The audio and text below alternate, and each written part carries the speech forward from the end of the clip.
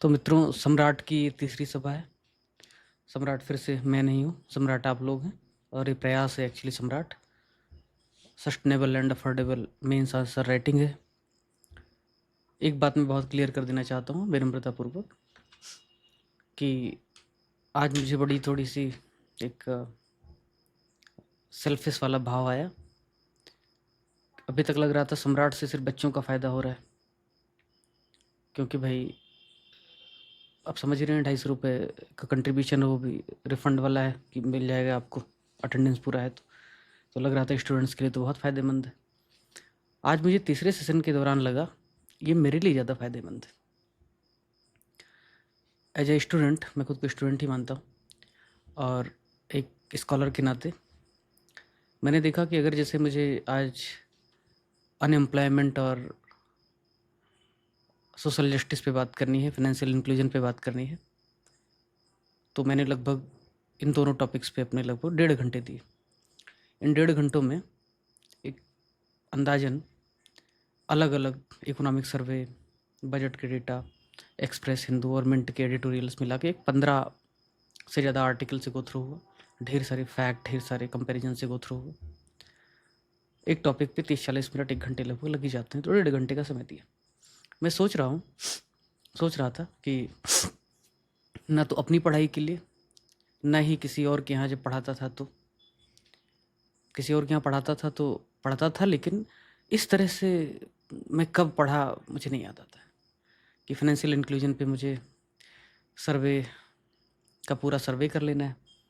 जो भी शानदार कॉलमिस्ट ने लिखा है कुछ, उसको देख करके एनालिटिकल अप्रोच देखना है, क्या है उनका, क्या चल रहा है देश दुनिया में। तो मुझे बड़ा एक स्वार्थ वाला भाव आ रहा था कि इसके बहाने मेरा स्किल डेवलपमेंट हो रहा है। कहने का अर्थ यह है कि जो मित्र ये सोचते हो कि ये कार्यक्रम PDF देने का कार्यक्रम है, वो छोड़ दें, उनका कंट्रीब्यूशन वापस मिल जाएगा, वो मत करें। ये कार्यक्रम एक्चुअली कैपेसिटी बिल्डिंग का कार्यक्रम है, इसलिए मैं लिखता हूँ उसमें कैपेसिटी बिल्डिंग। हर टॉपिक पे जब इसमें सेशन होगा, पावर्टी पे जब हमने बात की लास्ट सेशन में सम्राट की दूसरी सभा में, क्या आपने पावर्टी पर इस तरह से कभी डेटा पहले सोचा, कभी आर्गूमेंट सोचा? अगर सोचा भी होगा तो इतने डेप्थ में क्या इस तरीके से आपने ठहर करके एनालाइज किया? कम ही लोगों ने किया होगा, मैं नहीं कह रहा हूँ सबने नहीं किया होगा। तो सम्राट की जो ये सभा है, इस सभा की सबसे बड़ी विशेषता है कि जिस भी टॉपिक को हम रोज़ करते हैं, 1-2 टॉपिक को, उसका बहुत होलिस्टिक 360 डिग्री, बहुत क्लिनिकल और सभी पक्षों को ध्यान में रखते हुए उसमें डेटा होता है, फैक्ट होता है, शानदार आर्गूमेंट होता है, एनालिसिस होता है। और ऐसा नहीं है कि मैं पैदाइशी नॉलेजेबल हूँ, उसके लिए मुझे बहुत पढ़ना होता है। ये बात अलग है, मेरी पढ़ने की स्पीड काफ़ी ठीक है, तो वो कर पाता हूँ। तो आपसे विनम्र निवेदन है कि जो भी सम्राट को ज्वाइन किए हैं या जो करें, वो लेक्चर ज़रूर देखें, ये सेशन ज़रूर देखें, 1.5 में ही देखें पर देखें, अदरवाइज़ वो मत ज्वाइन करें।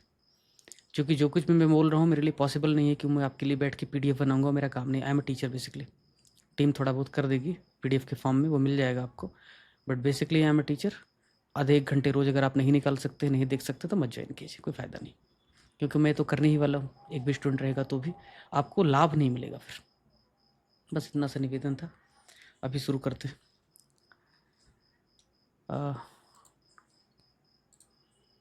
देखिए भैया, सिलेबस दिखा देता हूँ। GS3 चल रहा था ना मित्रों, स्क्रीन शेयर है।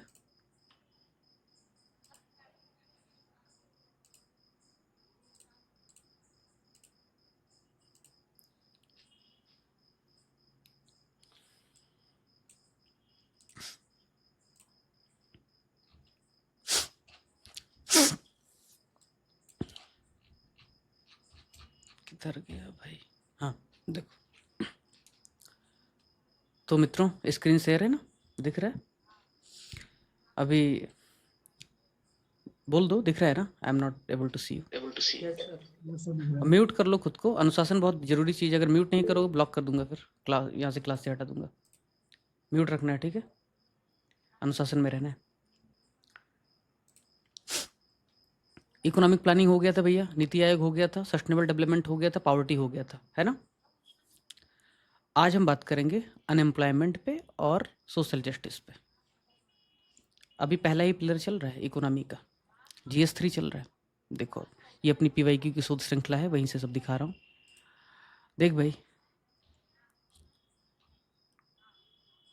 अनएम्प्लॉयमेंट ये टॉपिक है।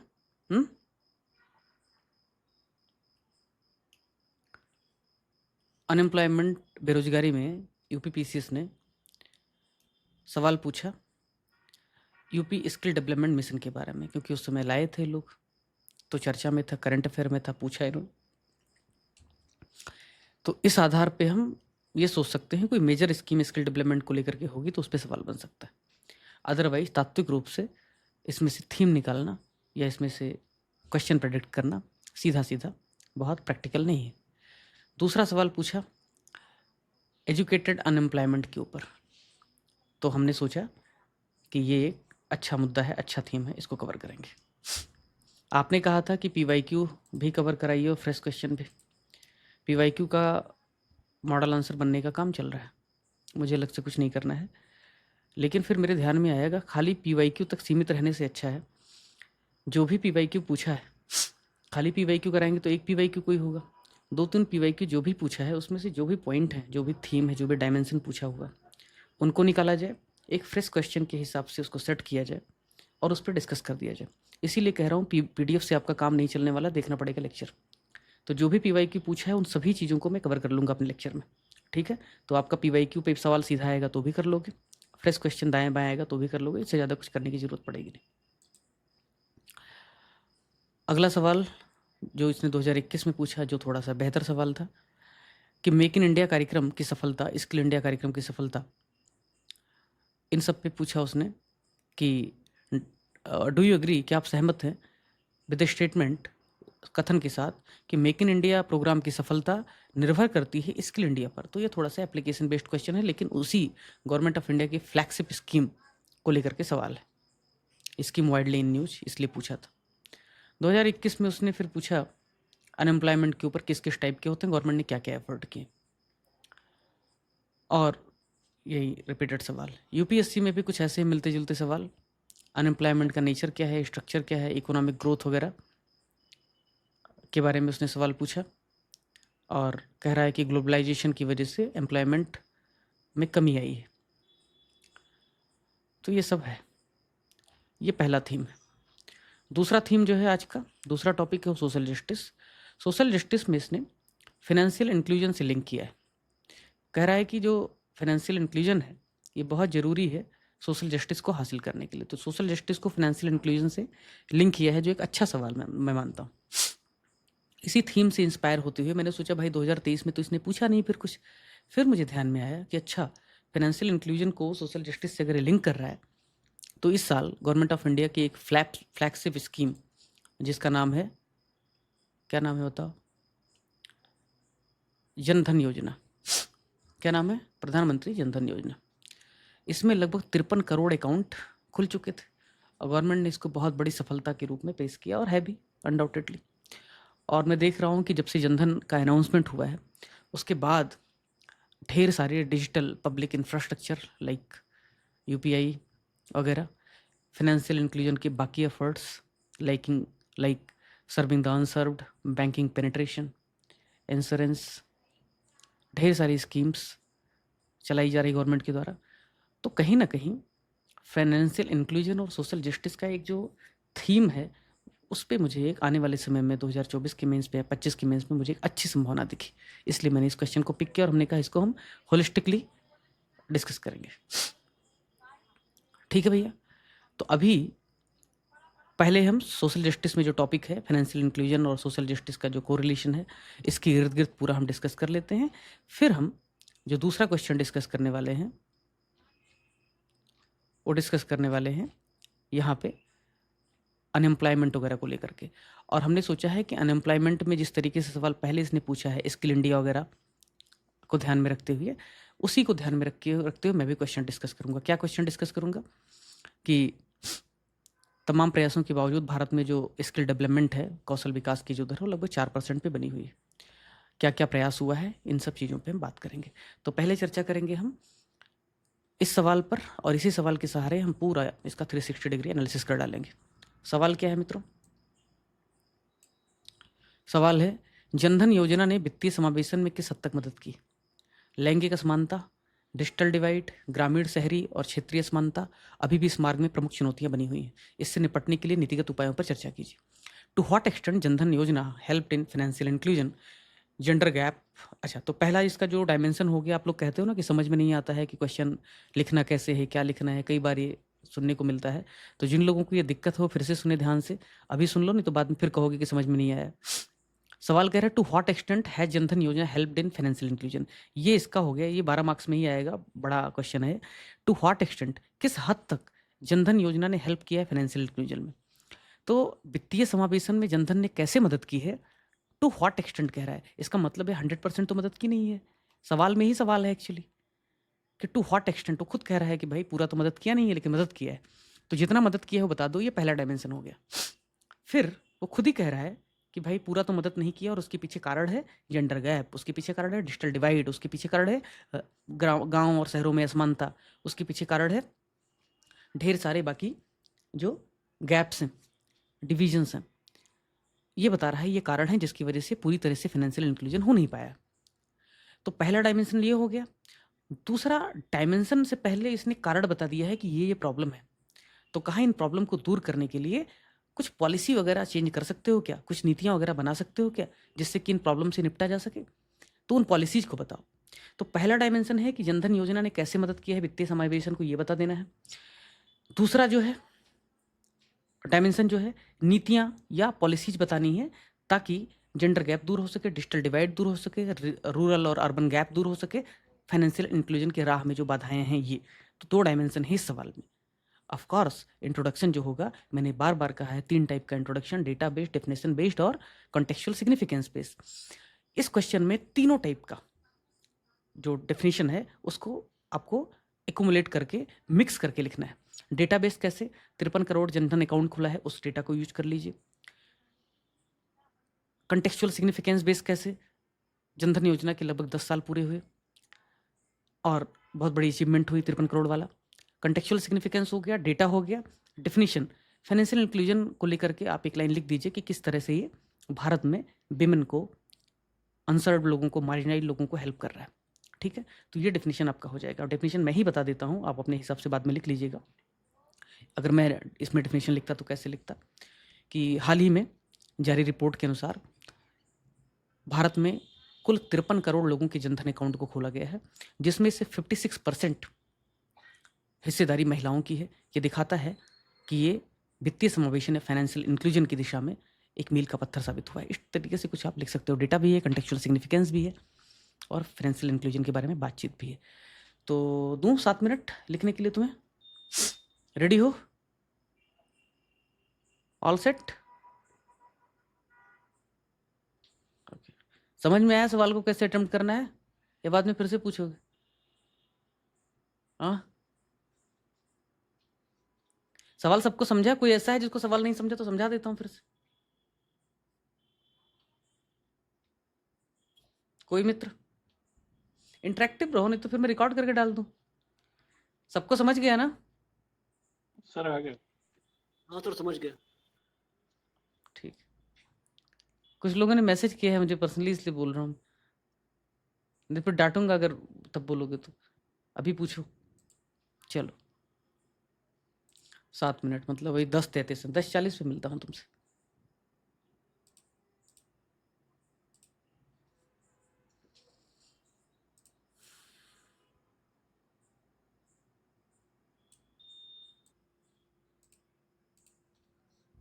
हाँ भाई, हो गया, हो गया, लिख लिया?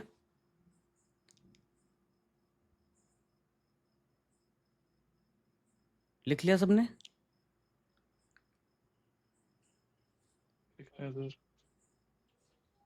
ओके, सवाल एक बार फिर से देख लो। कुछ लोगों को दिक्कत हो रही होगी, 7-8 मिनट में नहीं लिख पा रहे होंगे, तो रोम कौन सा एक दिन में बनाता, कर लो 2-4 10 दिन 15 दिन महीना भर प्रैक्टिस।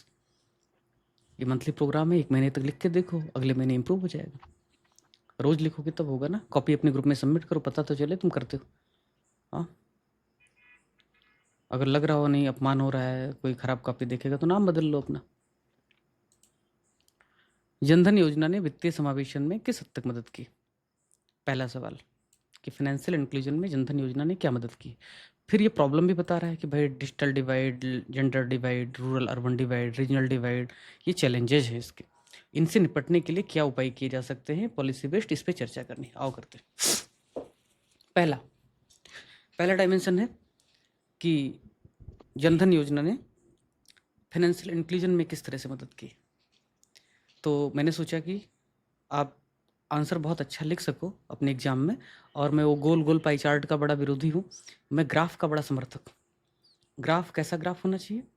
वो ग्राफ जो औरों से बेहतर लगे, ऑर्गेनिक लगे और इनोवेटिव लगे, और उसका कोई अर्थ हो, उससे कोई संदेश निकलता, उसमें कोई नॉलेज हो, बजाय इसके कि कुछ भी आप गोल गोल घुमा रहे हो। तो ग्राफ के लिए मैंने सोचा सबसे अच्छा तरीका है गवर्नमेंट के अपने डेटा। तो इकोनॉमिक सर्वे में ये सब मिल रहा है। तो मैंने प्रॉपर फाइनेंशियल इंक्लूजन का उनका चैप्टर पढ़ा, 50 पेज का उनका कंटेंट है। आप चाहो तो उसको रेफर कर सकते हो या मैं समराइज करके दे सकता हूँ। वहाँ से मैंने आपके लिए कुछ एविडेंसेस, कुछ डेटा फैक्ट निकाले। साल 2013-14 में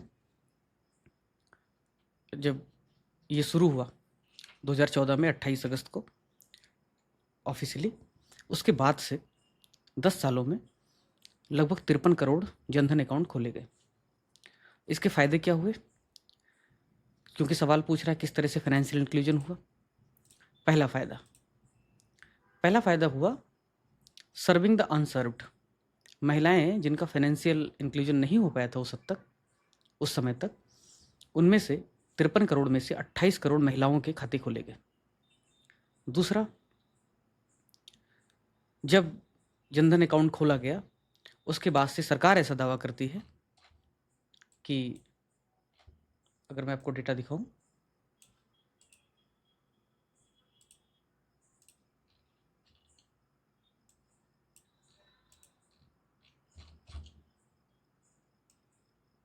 देखिए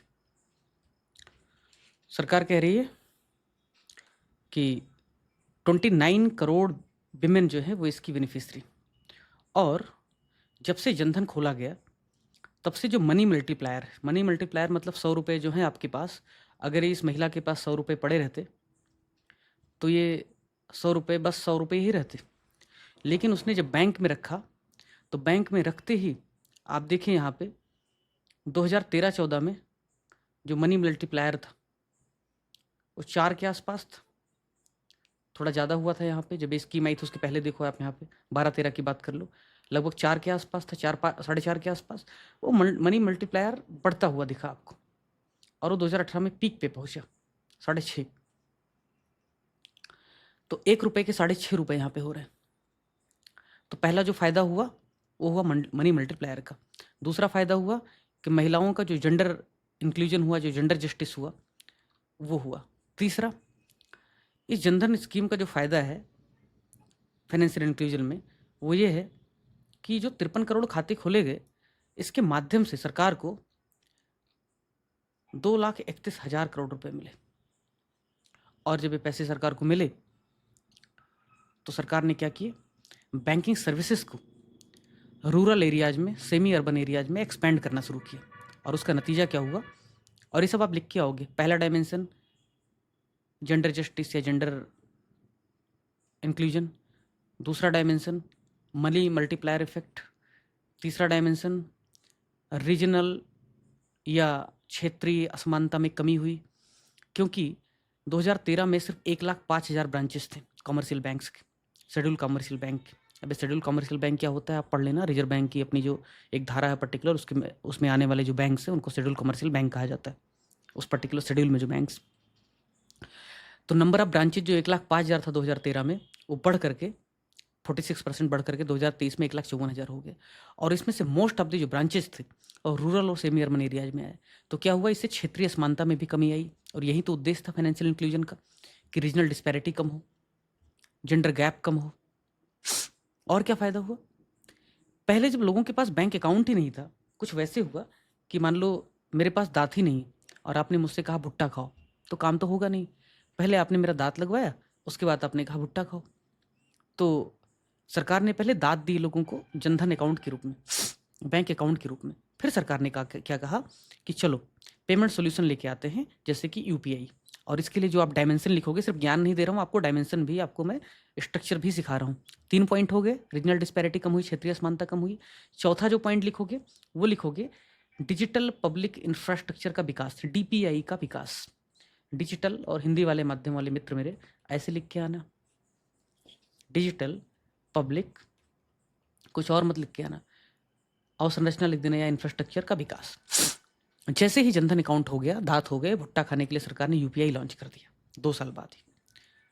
और इसका फ़ायदा क्या हुआ मित्र? इसका फ़ायदा हुआ जब आप ये लिखोगे ना डिजिटल पब्लिक इंफ्रास्ट्रक्चर का विकास, तो फिर उदाहरण में लिखोगे यूपीआई के माध्यम से लगभग 38 लाख करोड़ रुपए, मतलब यूपीआई के माध्यम से नहीं, एक्चुअली डिजिटल पब्लिक इंफ्रास्ट्रक्चर के माध्यम से डायरेक्ट बेनिफिट ट्रांसफर जो हुआ वो 38 लाख करोड़ का हुआ। और इसकी वजह से लगभग 3.5 लाख करोड़ का करप्शन लीकेज रोका गया। अकेले यूपीआई के माध्यम से भारत में अब तक 55 अरब ट्रांजेक्शन हुए। एक दिन में 7-8 ट्रांजेक्शन तो आप यूपीआई से कर देते हो। तो ये सब क्या है? फाइनेंशियल इंक्लूजन का ही एक तरीका है। फिर क्या किया सरकार ने? जब सबके पास अकाउंट हो गए, सबके पास खाता खुल गए, तब एक टर्म यूज करती है सरकार, जीएलसी, बजट इकोनॉमिक सर्वे में एक्चुअली सब उठाया है मैंने, मिनिस्ट्री ऑफ एग्रीकल्चर का डाटा है। जीएलसी का मतलब है ground level credit, ground level credit. दरअसल इंदिरा गांधी की सरकार के समय से ही सरकार का उद्देश्य था कि जो इंस्टीट्यूशनल जो क्रेडिट है, या जो इंस्टीट्यूशनल क्रेडिट को क्या बोलेंगे, संस्थागत जो ऋण है, उस संस्थागत ऋण को बैंकों के माध्यम से, कोऑपरेटिव हाउसेस के माध्यम से, एनबीएफसीज के माध्यम से जनता तक ज़्यादा पहुंचाया जाए। जो नॉन इंस्टीट्यूशनल क्रेडिट है, साहूकार है, महाजन है, उनकी मात्रा में कमी है। ऐसा सरकार का प्रयास है 70 से, तभी बैंकों का नेशनलाइजेशन किया था। लेकिन दिक्कत क्या हो रही थी कि ग्राउंड लेवल क्रेडिट नहीं बढ़ रहा था। ग्राउंड लेवल क्रेडिट मतलब सरकार ने कहा कि प्राइमरी सेक्टर लेंडिंग, प्राथमिक क्षेत्र को उधारी ज़्यादा देनी है बैंकों से, लेकिन बैंक क्या कर रहे थे? बदमाशी कर रहे थे, नहीं दे रहे थे। लेकिन सरकार कह रही है कि भाई 2015 में ग्राउंड लेवल क्रेडिट सिर्फ 8 लाख करोड़ था, लगभग 8.5 लाख करोड़, 2024 में बढ़कर के 25 लाख करोड़ हो गया। और सरकार फिर क्या कहती है कि जो क्रेडिट फ्लो है छोटे और मझोले किसान को, उनको 3 लाख करोड़ से बढ़कर के 14 लाख करोड़ का गया। ये जो डिस्बर्समेंट है, लिखोगे कैसे? मैंने कहा कि लिखो यहाँ पे संस्थागत ऋण में बढ़ोतरी या ग्राउंड लेवल क्रेडिट में बढ़ोतरी। और जैसे लिखा, बहुत सुंदर सा बगल में, बहुत ही सुंदर सा ऐसे ही एक छोटा सा ग्राफ बनाया, ऐसे यहाँ पे EFI 2015, EFI 2024, यहाँ पे 14.4 या 14 लिख दो, यहाँ पे 3 लिख दो, और लिख दो यहाँ पे क्रेडिट या छोटे और मझोले किसानों को क्रेडिट। ऐसे इसका ज़्यादा प्रभाव पड़ेगा या इसका ज़्यादा प्रभाव पड़ेगा? भगवान जाने इसमें क्या लिखते हैं लोग। ठीक है, तो बिच्छू नहीं बनाने का, ये बनाने का। और चाहो तो नीचे लिख सकते हो, सोर्स इकोनॉमिक सर्वे या मिनिस्ट्री ऑफ एग्रीकल्चर। और जिस संस्थागत ऋण या गैर संस्थागत ऋण की बात मैं कर रहा था, सरकार फिर तारीफ करती है अपनी। क्या कहती है? कहती है कि देखो यहाँ पे 1951 में इंस्टीट्यूशनल क्रेडिट लगभग 10% था, और वो बढ़ करके आज हो गया 75%। यानी 100 में से 75 लोग अब बैंकों से या बैंकिंग संस्थाओं से उधार लेते हैं। और जो साल 1951 में नॉन इंस्टीट्यूशनल क्रेडिट महाजन साहूकार जो देते थे 90%, यानी 100 में से 90 लोग यहाँ से लेते थे, वो कम होकर के 25% हो गया। तो इसको भी कभी आप फाइनेंशियल इंक्लूजन में, या फिर बैंकिंग सेक्टर के रिफॉर्म में, या इंस्टीट्यूशनल रिफॉर्म में, या फार्मर क्राइसिस को दूर करने के लिए सरकार के जो प्रयास हैं, वहाँ पे आप यूज कर सकते हैं। तो हमने कितने पॉइंट बताए आपको अब तक? हमने आपको बताया कि पहला, सर्विंग द अनसर्व्ड, जिन लोगों के पास बैंकिंग अकाउंट नहीं थे उनको बैंकिंग अकाउंट मिला, जैसे महिलाओं को। आपको हमने बताया कि क्षेत्रीय असमानता कम हुई, गांव में बैंकिंग सर्विसेज नहीं थी, तो 1,05,000 जो बैंकिंग ब्रांचेस थे उसकी संख्या बढ़ करके 1,46,000 हो गई। हमने आपको बताया कि जो डिसबर्समेंट ऑफ लोन था, जो क्रेडिट था, उसमें 3 गुना की बढ़ोतरी होगी। हमने कहा इंस्टीट्यूशनल डिसबर्समेंट भी बढ़ गया काफ़ी। हमने आपसे बताया कि जो डायरेक्ट बेनिफिट ट्रांसफ़र थे वो लगभग सरकार ने 38 लाख करोड़ किए, 55 अरब यूपीआई के ट्रांजेक्शन हुए, डिजिटल पब्लिक इंफ्रास्ट्रक्चर का विकास हुआ। ये सब इसीलिए हो पाया क्योंकि लोगों के पास बैंक अकाउंट था, लोगों के पास दांत थे। अगर कैपेसिटी नहीं होती, मैंने सम्राट बैच का जो उद्देश्य रखा वो लिखा है कैपेसिटी बिल्डिंग, ये नेक्स्ट जनरेशन रिफॉर्म है। आपको अगर मैं लिखना सिखा दूंगा, स्ट्रक्चर सिखा दूंगा, सोचना सिखा दूंगा, तर्क करना सिखा दूंगा, एनालिसिस करना सिखा दूंगा, फिर किसी ज़रूरत नहीं किसी की। आप अपने आप घर बैठे प्रैक्टिस कीजिए, एवेल्यूएट करवाइए और ख़त्म कीजिए। काय को टेस्ट सीरीज ज्वाइन करना है? तो उस पर यह प्रहार है। तो ऐसे ही सरकार ने कहा कि भैया फाइनेंशियल इंक्लूजन अगर करना है तो लोगों को बैंक अकाउंट दे दो, लोगों को बैंकिंग चैनल के साथ, फॉर्मल बैंकिंग चैनल के साथ जोड़ दो, तो इसका फ़ायदा होगा। ये हो गया। अब अगर आप देखोगे कि जो सवाल पूछा है, ध्यान हमेशा सवाल पे रहना चाहिए। जब मैं आंसर लिखता था, जीएस में मेरे लगभग पूरे देश में वन ऑफ द हाईएस्ट थे, तो जब भी मैं सवाल लिखता था यूपीएससी में, तो 3-3 4-4 बार क्वेश्चन पढ़ता था। बीच बीच में जहाँ जहाँ मुझे लगता था मैं सही जा रहा हूँ क्या, एक बार सवाल फिर से देख लिया, फिर से सवाल इसको देख लेते हैं। तो सवाल फिर से देखिए आप। ये कह रहा है यहाँ पे कि जनधन योजना ने वित्तीय समावेशन ने किस हद तक मदद की है। मैंने बताया किस हद तक मदद की, 5 पॉइंट आपको दिखाया और ढेर सारे डेटा, ढेर सारे ग्राफ बता दी। लेकिन कैच ऐसा है ना, आगे कह रहा है जेंडर एसिमेट्री, लैंगिक असमानता अब भी बची है, डिजिटल डिवाइड अब भी बचा है, ग्रामीण शहरी असमानता अब भी बची है।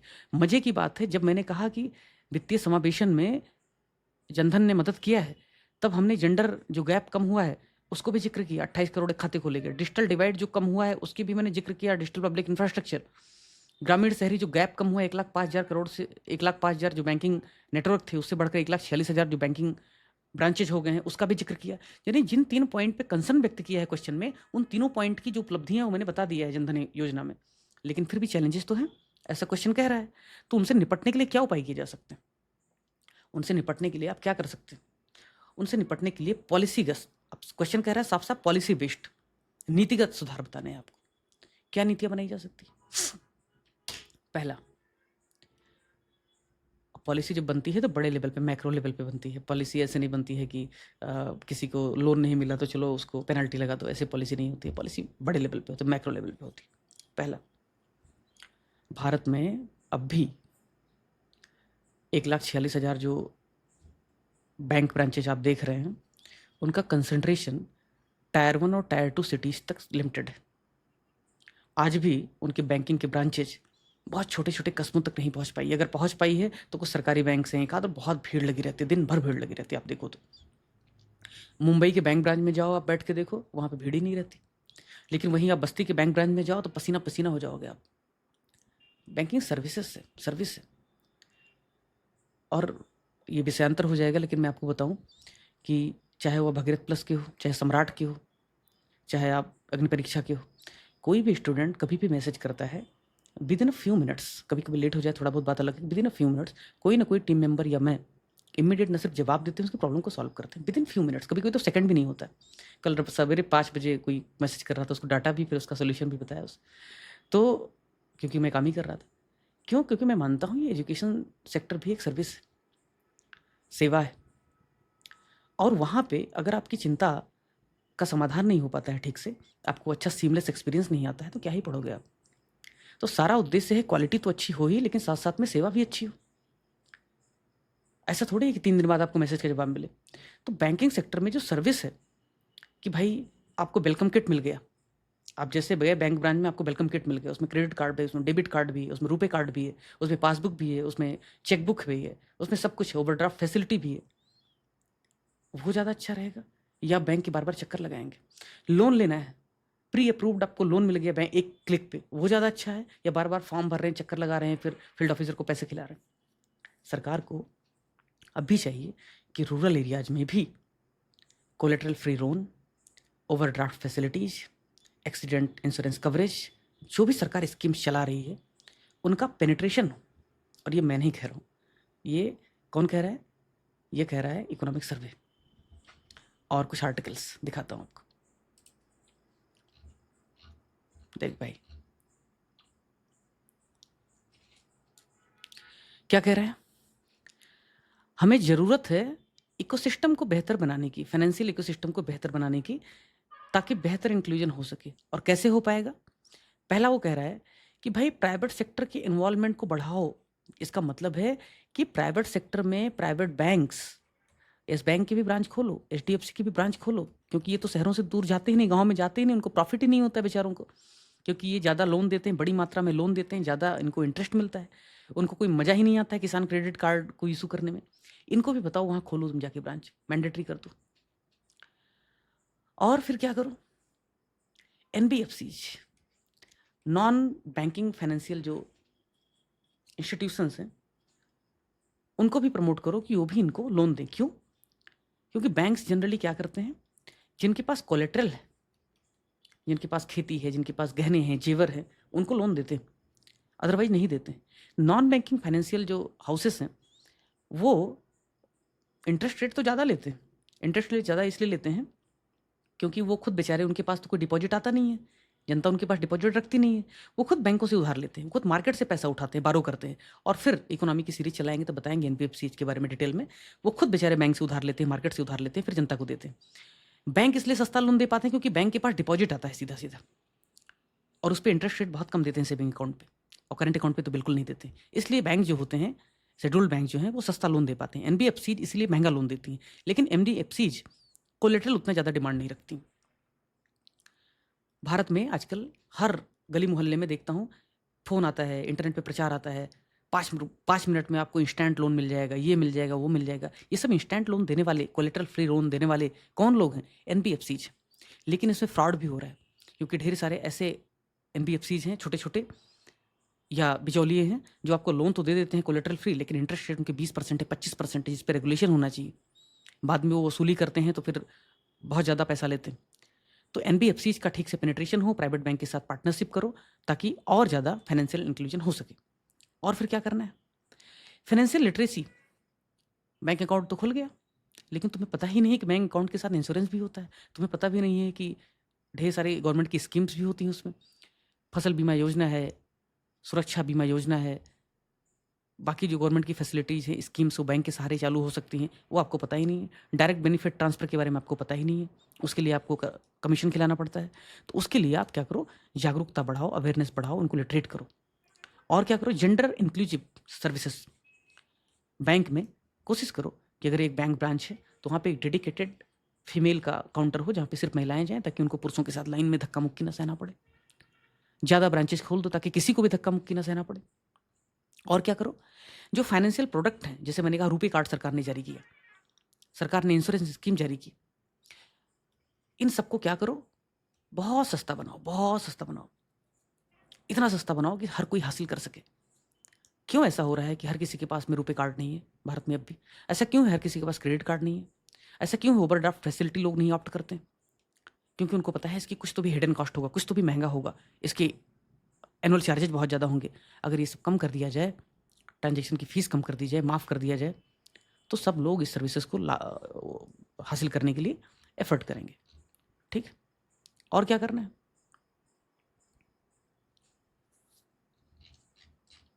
यहाँ देखिए आप,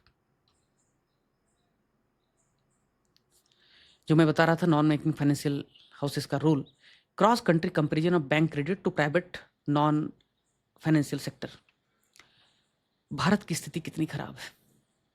चाइना में ये 200% है जीडीपी का, जो डेवलप्ड इकोनॉमी है उनमें बहुत ज़्यादा है। भारत में सिर्फ 56% है। साउथ अफ्रीका के आसपास हम आके टिक गए। और बैंक ऑफ जो BIS है, बैंक ऑफ इंटरनेशनल सेटलमेंट, उसका डेटा है। तो आप इसको, भले आप चार्ट मत बनाओ, ग्राफ मत बनाओ, लेकिन इसको आप लिख के आओ कि भारत में एनबीएफसीज का जो पेनिट्रेशन है, फाइनेंशियल सर्विसेज का जो पेनिट्रेशन है, जो इकोनॉमिक सर्विसेज का पेनिट्रेशन है, वो तभी हो सकता है जब बैंकिंग सेक्टर में और ज़्यादा रिफॉर्म लाया जाएगा, और ज़्यादा लिटरेसी लाया जाएगा, और ज़्यादा इंक्लूसिव बनाया जाएगा, और ज़्यादा जेंडर जस्टिस को ध्यान में रखते हुए बनाया जाएगा, रीजनल डिस्पैरिटी को कम करके बनाया जाएगा। तो इससे न सिर्फ मल्टीप्लायर इफेक्ट और बढ़ेगा, फाइनेंशियल इंक्लूजन और होगा, बल्कि ओवरऑल डेवलप्ड इंडिया का मॉडल जो है वो तेज़ी से हासिल हो सकेगा। तो इस तरीके से आप इसको वे फॉरवर्ड लिख सकते थे। इसमें समझा या नहीं समझा? किसी को कुछ पूछना है इसमें, इस क्वेश्चन में? पहला तो भैया फाइनेंशियल इंक्लूजन कहाँ तक सफल हुआ ये बता दिया, फिर बताया उनके क्या क्या चैलेंजेस, फिर बताया आगे क्या क्या कर सकते हो। यही पॉइंट था। 2-3 आर्गूमेंट भी अगर लिख लोगे, 2-4 डेटा भी लिख दोगे, 1-2 भी ग्राफ बना पाओगे। इस क्वेश्चन में एक ग्राफ खाली बना दो, 20 क्वेश्चन में 3-4 बार भी ग्राफ बना दिया तो तुम छक्का मार दोगे, 6 नंबर मिलेंगे तुमको। लेकिन करोगे क्या, तुम गोल गोल बिच्छू बनाओगे। ठीक है, किसी को कुछ पूछना हो तो पूछो, अदरवाइज दूसरे सवाल पे चलते है। कुछ पूछना? सर पहला पार्ट तो समझ में आया इस क्वेश्चन का, जो दूसरा पार्ट था जेंडर गैप डिजिटल डिवाइड वाला, उसको कैसे एड्रेस करना है, उसको एड्रेस भी वो करना है खुद कि ही नहीं कह रहा करना है मेरे भाई, वो खुद ही, मतलब ये सवाल लॉलीपॉप दे रहा है कि देखो जेंडर गैप नहीं कम हुआ है, रीजनल गैप नहीं कम हुआ है। हाँ, वो खुद ही कह रहा है। लेकिन हम आगे पहले पॉइंट में बता दे रहे हैं ना, जेंडर गैप तो कम हुआ है। नहीं नहीं नहीं नहीं, पहले कहा टू व्हाट एक्सटेंट, किस हद तक, वो किस हद तक। जी सर, वो तो मतलब हमने बताया कि हुआ है कम, हमने बताया हुआ है कम, लेकिन वो कह रहा है फिर भी पूरी तरह से नहीं हुआ है। ये सवाल मैंने ही फ्रेम किया है और इस पर बैठ करके मेरी चर्चा हुई फैकल्टीज के साथ। तो वो कह रहा है कि जेंडर गैप जो है वो, सॉरी, फाइनेंशियल इंक्लूजन तो हुआ है, लेकिन किस हद तक हुआ है। ये पहला पार्ट है जो आपने एड्रेस कर दिया डेटा फैक्ट के माध्यम से। फिर वो कह रहा है लेकिन नहीं नहीं नहीं, पूरा नहीं हुआ है, 3-4 पैरामीटर गिना रहा है, जेंडर गैप है, रीजनल गैप है, ये सब गैप है। फिर कह रहा है इसको दूर करने के लिए क्या पॉलिसी लाई जा सकती है।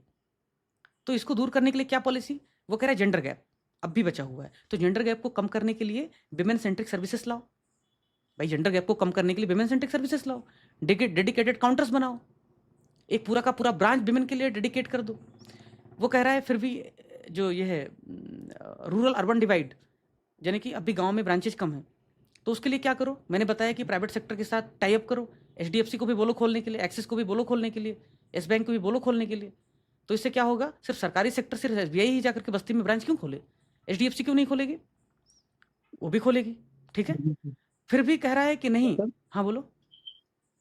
मैंने सर जेंडर गैप में जो चैलेंज था उसमें ये लिख दिया है कि जो हालांकि वुमेन्स का पार्टिसिपेशन बढ़ा है, लेकिन उनकी जो डिसीजन मेकिंग पावर है फाइनेंशियल, वो नहीं, देखनी नहीं है। बहुत वेग मत लिखो, सीधा जिसके साथ आप डेटा दे सको। जैसे मैंने कहा आपको कि ये जो विमेन है, इसका अकाउंट तो खुल गया 29 करोड़, ये तो पहले पार्ट में लिख दिया। लेकिन दूसरे पार्ट में जब कहा अब भी जेंडर गैप है, तब उसमें डेटा क्या लिखोगे आप, लिखोगे कि फाइनेंशियल सर्विसेज अब भी उन तक नहीं उपलब्ध हैं, अब भी फाइनेंशियल लिटरेसी उनके लिए नहीं है, अब भी जो प्रोडक्ट्स हैं, फाइनेंशियल प्रोडक्ट्स हैं, वो भी वायबल नहीं है, अफोर्डेबल नहीं है, जिससे कि महिलाएं उनको खरीद सकें, हासिल कर सकें, उनका अवेयरनेस नहीं है। तो ये पॉइंट यहाँ पे लिखो, उसको दूर करने के लिए आपको पॉलिसी बनानी पड़ेगी। ऐसे ही फार्मर के लिए, किसानों के लिए आपको साक्षरता अभियान चलाना पड़ेगा, लोन को चीपर बनाना पड़ेगा, ज़्यादा प्राइमरी सेक्टर की लेंडिंग करनी पड़ेगी, ज़्यादा सपोर्ट ओरिएंटेड स्कीम्स होनी चाहिए। ऐसे ही रीजनल डिवाइड को कम करने के लिए प्राइवेट सेक्टर के पास पार्टिसिपेशन करना पड़ेगा। इसके लिए मैंडेटरी बना दो कि इतने ब्रांचेस तो प्राइवेट सेक्टर के खोलने ही खोलने हैं वहाँ पे। ठीक है, तो ये पॉलिसी बेस्ड रिफॉर्म हो सकते हैं अलग अलग क्षेत्रों के लिए। ठीक है, जो प्रॉब्लम है उसी को आप सोल्यूशन, उन्हीं के आधार पे सोल्यूशन आप बना दीजिए। यानी कि पहले पार्ट में भी इन्हीं के आधार पे आंसर बनेगा, दूसरे पार्ट में भी। पहले पार्ट में अचीवमेंट की बातें लिखोगे, दूसरे पार्ट में उनकी जो कमजोरियां हैं उनको दूर करने के लिए उपाय की बातें को लिखोगे। पहले पार्ट में भर भर के डेटा देने का, दूसरे पार्ट में भर भर के सलाह देने का, लेकिन सब्सटेंशिएट सबको करो एग्जाम्पल के साथ। इसलिए इतने सारे डेटा आपको दे रहा हूँ। ठीक है, अभी माफ़ करना, ये सब जो कुछ भी है ये पढ़ते पढ़ते पढ़ते पढ़ते देखते देखते जहाँ से पॉइंट मिला सर्वे से वहाँ से निकाल लिया, ऐसे ऐसे PDF दे दूंगा। अब ये मत बोलो कि मैं इसका 4 लाइन भी अंग्रेजी लिखी है तो उसका फिर हिंदी करूँ, फिर प्रूफ रीडिंग करूँ, फिर ये करूँ, फिर उसके लिए 2 लोग और टीम बनानी पड़ेगी, फिर उनके लिए सैलरी कहाँ से दूंगा मैं तो मेहनत कर सकता हूँ। तो ऐसे थोड़ा सा समझते जाओ। ठीक है, इसलिए कह रहा हूँ लेक्चर अटेंड करो, खाली PDF से कुछ समझेगा नहीं, मैं दे दूंगा तो कुछ समझेगा नहीं इससे। ठीक है, मॉडल आंसर से कुछ नहीं समझता। हाँ, कंक्लूजन, अंकित सिंह कंक्लूजन फिर से रिपीट सुन लेना, उसमें फिर भी बता दे रहा हूँ।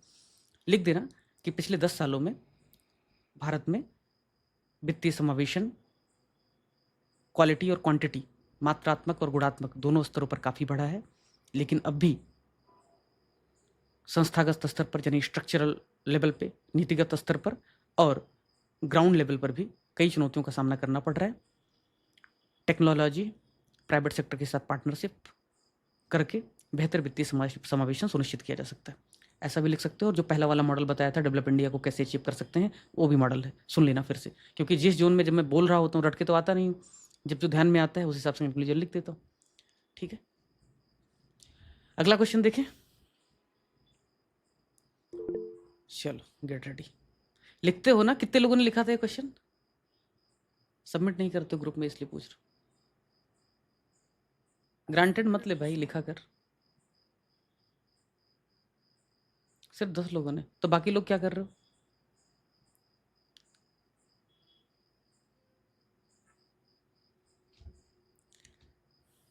लिखा करो, तमाशा नहीं होता है। लिखोगे नहीं तो कोई बच्चों की कहानी तो सुन नहीं रहे, इतना कोई इंटरेस्टिंग तो बात है नहीं। इससे अच्छा फिर एथिक्स की क्लास होती तो सोचता चलो मज़े लूट रहे हो, ऐसे की क्लास है तो चलो आनंद आ रहा है। इसमें कौन सा आनंद आ रहा है? लिखा करो, मतलब फॉलो द प्रोसेस यार, नहीं तो फ़ायदा ही नहीं होगा। फिर डॉक्टर बोलेगा एंटीबायोटिक का 5 दिन खाना है कम से कम, तुम कहोगे 2 दिन खाया, मेरी अम्मा वैसे ही करती। उनको एंटीबायोटिक डॉक्टर बोलेगा 5 दिन खाना है, कोई अगर कभी कोई दिक्कत हुई तो वो बोलेंगे 2 दिन खा लिया आप ठीक हो गई हूँ, रहने दो। और 5 दिन खाना है मतलब खाना है ना भाई, फॉलो द प्रोसेस। लिखना है तो लिखना है, नहीं तो फिर क्यों कर रहे हो? अपना भी टाइम वेस्ट कर रहे हो। सर मेरा 2 क्वेश्चन था इस पे, बोलो नहीं तो- छोटे-छोटे। हाँ फास्ट बोलो, फास्ट। सर जैसे इस क्वेश्चन में दिया था क्या-क्या दिक्कतें हैं, तो मैंने उनको भी थोड़ा-थोड़ा जस्टिफाई कर दिया था कि ये दिक्कतें हैं। समय हो पर तो करो। उसमें हाँ वही दिक्कत हुआ। तो फिर मुझे उसका जो मेजर देने थे उसके लिए बहुत कम हाँ, जगह तो बचा। तो वही बात है ना, पहला तो जो ये पूछा है वो लिखोगे नहीं, जो जानते हो वो लिखोगे, तो फिर जो पूछा है वो कभी लिख नहीं पाओगे, तो फिर नंबर नहीं मिलेगा। हाँ सर, बट मैंने ईमानदारी से आंसर लिखा था कि मुझे दिक्कत पता चले कि क्या-क्या होती है। जब और जानते थे दूसरा प्रॉब्लम है क्वेश्चन तो ये काहे को सर लिखने। हाँ सर हाथ चल जाता है, लगता है कि क्वेश्चन में मेंशन है तो थोड़ा-सा कर ही देते हैं। चलो let's move for next question. आपको मिलेंगे इसके लिए 11:09 हो रहे हैं, 11:16 पे हम वापस मिलेंगे। तब तक आप लिखिए दूसरा सवाल, आपके स्क्रीन पे ये रहा।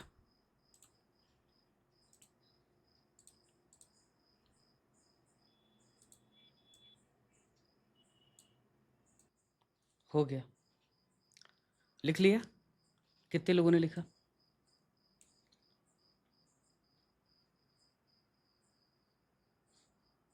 देखता हूँ ये महान लोग हैं जो लिखे हैं। अनिल, अंकित, सपना, सरदार, डेविड, क्या बात है, बड़ा कॉस्मोपॉलिटन हो तुम भाई। प्रज्ञा, सागर, नेहा, निरति, ब्रो, दृष्टांत, अमित, अच्छे लोग, कुछ नए नाम भी दिख रहे हैं, बढ़िया। बाकी लोगों को क्या हुआ?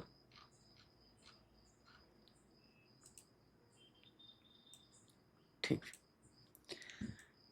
सवाल है, बहुत कुछ कर लिया लेकिन इंडिया में स्किल डेवलपमेंट, स्किल वर्कफोर्स का जो रेट है, प्रतिशतता है, परसेंटेज है, वो 4% के आसपास। दिन भर मांगो तो दिया भर, रात भर मांगो तो दिया भर, ढाक के 3 पात, ये जो कहावत है वो स्किल डेवलपमेंट के क्षेत्र में बिल्कुल सटीक है भारत में। तो उसके लिए जो प्रयास किए हैं उन पर चर्चा करनी। क्या करनी है? चर्चा करनी। This is open ended question.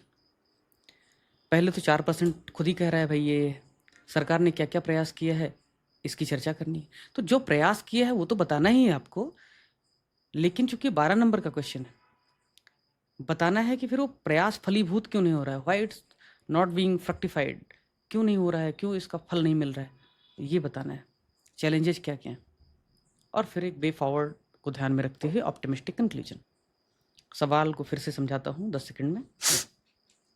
तमाम प्रयासों के बावजूद सिर्फ 4% कौशल विकास की दर है भारत में, ये खुद ही कह रहा है। तो इंट्रोडक्शन की शुरुआत इसी से कर दो, भारत में क्या स्थिति है स्किल डेवलपमेंट की। फिर जो प्रयास है उनको बता दो, फिर उसमें जो चैलेंजेज आ रहे हैं, लिमिटेशन आ रहे हैं, वो बता दो, वे फॉरवर्ड बता दो, खत्म हो गया। 12 नंबर का क्वेश्चन है, इसलिए डिटेल में करना पड़ेगा। चर्चा है, ओपन एंडेड क्वेश्चन है। चलो मैं बताता हूँ तुमको। भारत की स्थिति जो कौशल विकास को लेकर के है वो खराब है। पहले इसी पर डेटा दे देता हूँ तुमको। तुम्हें पता है प्राइमरी या माध्यमिक एजुकेशन जिन लोगों ने हासिल किया है उनकी संख्या लगभग 50%, हायर सेकेंडरी एजुकेशन हासिल किया है उनकी संख्या लगभग 30%। सब मिला करके भारत में जो वर्कफोर्स अवेलेबल है प्राइमरी और सेकेंडरी मिला करके, यानी कि कक्षा 12 तक जिन लोगों ने पढ़ा है, ऐसे लोगों की वर्कफोर्स में जो पार्टिसिपेशन वो कितनी है पता है अभी? 90%। और मैं नहीं कह रहा हूँ, ये डेटा कह रहा है सरकार का। देखो ये कोट करके आना, कैसे होगा स्किल डेवलपमेंट और कैसे होगा उनका पार्टिसिपेशन इकोनॉमी में। देख भैया, educational level of workers, Bharat में वर्कर्स का एजुकेशनल लेवल देख लो जरा। प्राइमरी एजुकेशन या 10 साल तक स्कूल में रहे, या सेकेंडरी एजुकेशन 11 से 13 साल वाला, टोटल 90% फॉर्म करते हैं। ग्रेजुएट या पोस्ट ग्रेजुएट डिग्री के लोग कुल मिलाकर के सिर्फ 10%। बात समझ में आ रहा है? और इससे भी बुरी हालत क्या है भारत में? सेमी स्किल्ड लोग 65%, एलिमेंट्री स्किल है 22%, कुल 90% लोग इन्हीं सेमी स्किल्ड और एलिमेंट्री स्किल वाले में, स्पेशलाइज स्किल और हाई कॉम्पिटेंसी स्किल ले दे करके 11-12%। तो और ये वो लोग हैं जो वर्क फोर्स में पार्टिसिपेशन कर रहे हैं, ये वर्कर्स। पूरी पॉपुलेशन की बात कर ली जाए फिर तो 4% से ज़्यादा बैठ नहीं रहा है। कई लोग हैं जो वर्क फोर्स में पार्टिसिपेशन ही नहीं कर रहे, क्योंकि उनकी बचपन में ब्याह कर दी गई, उनके पास कुछ है ही नहीं काम करने के लिए, घर पे खाली उनके बिना पैसे दिए बेकार कराया जाता है और उनको गौरव से हाउस वाइफ कहा जाता है। अब नया टर्म आ गया, वो स्टैंड अप कॉमेडी में देख रहा था, उसमें कह रही है कि पहले मैं हाउस वाइफ थी, अब मैं हाउस मेकर हो गई हूँ।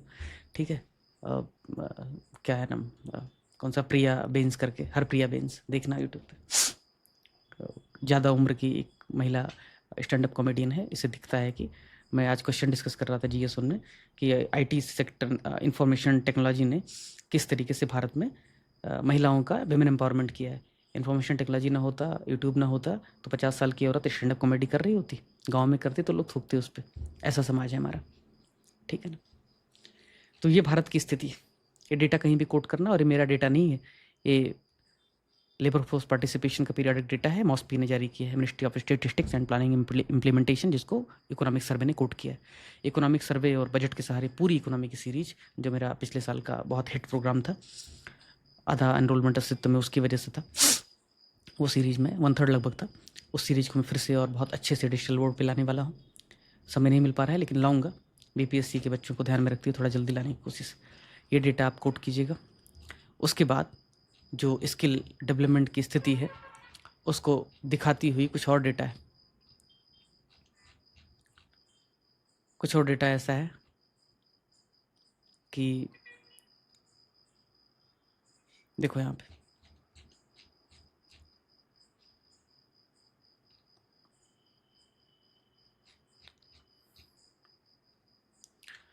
और चिंताजनक है actually data. QS ranking framework आपने सुना होगा, ठीक है।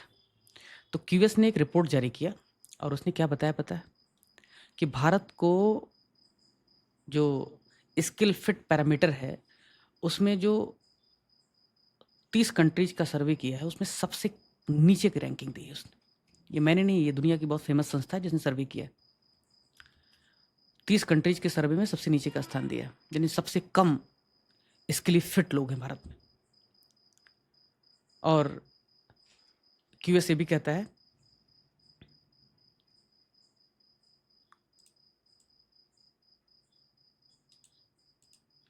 कि points to a deficit long underline by industrial bodies.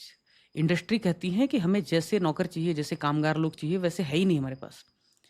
BTech कर लिया, इवन एमबीबीएस भी कर लिया, लेकिन आज भी फार्माकोपिया देखते हैं, दवा देखते हैं, रटते हैं, गूगल करते हैं, प्रेस्क्राइब करते हैं। सिर्फ इंजीनियर की बुरी हाल नहीं है। मैं ऐसे ऐसे एमबीबीएस और एमडी से मिलता हूँ कि देखकर चिंता होती है कि क्या इलाज करेंगे। ड्रग मैनेजमेंट नहीं है उनका, बहुत खुल के कह रहा हूँ मैं। भारत में एमडी एमबीबीएस करने वालों को जिस तरीके से ग्लोरीफाई किया गया है, जिस तरीके से रद्दी और सस्ते लोग हर फील्ड में हैं, ऐसे हर फील्ड में, मतलब हर फील्ड में आपको मिलेंगे। बहुत चिंता की स्थिति है। वहाँ पे क्वालिटी ऑफ एजुकेशन नहीं है अच्छा। जब वो प्रैक्टिस करते हैं, कई साल घिसते हैं, तब थोड़ा बहुत आ जाता है, ठीक है। और जब से आयुष मिशन के तहत डॉक्टर्स को शामिल कर लिया है उसके बाद तो बेड़ा गर्क हो गया, ठीक है।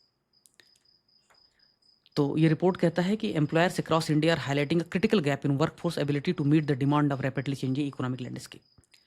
अब जब ये क्वेश्चन आ जाएगा तो आपको इंट्रोडक्शन में ये डेटा काम आएगा। ये डेटा कहाँ काम आएगा? इंट्रोडक्शन में। कैसे इंट्रोडक्शन लिखोगे?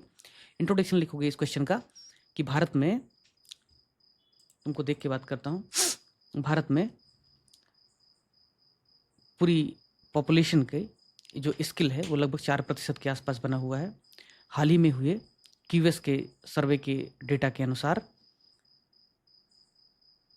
30 राष्ट्रों में या 30 देशों में भारत की स्थिति सबसे नीचे है, तथा ये इंडस्ट्री में रोजगार के योग्य भी, यहाँ के जो युवा हैं वो इंडस्ट्री में रोजगार के अनुकूल भी नहीं है या उसके योग्य भी नहीं है।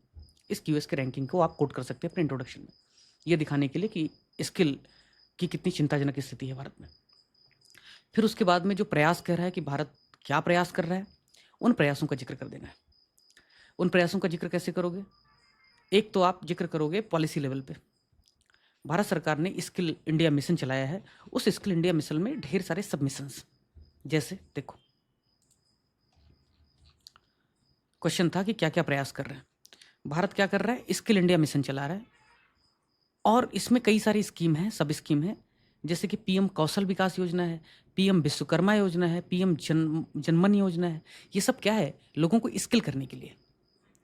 भारत सरकार ने अप्रेंटिसशिप प्रशिक्षुता यानी कि प्रशिक्षण देने के लिए भी ढेर सारी स्कीम चलाए हैं, जिसमें पहला जो पॉलिसी लेवल पे जो रिफॉर्म किया, चूंकि मैं बता रहा हूँ आपको पॉलिसी बेस्ड रिफॉर्म क्या किया है भारत सरकार ने, वो किया है कि जो अप्रेंटिसशिप जो एक्ट था 1961 का, उसको चेंज कर दिया है।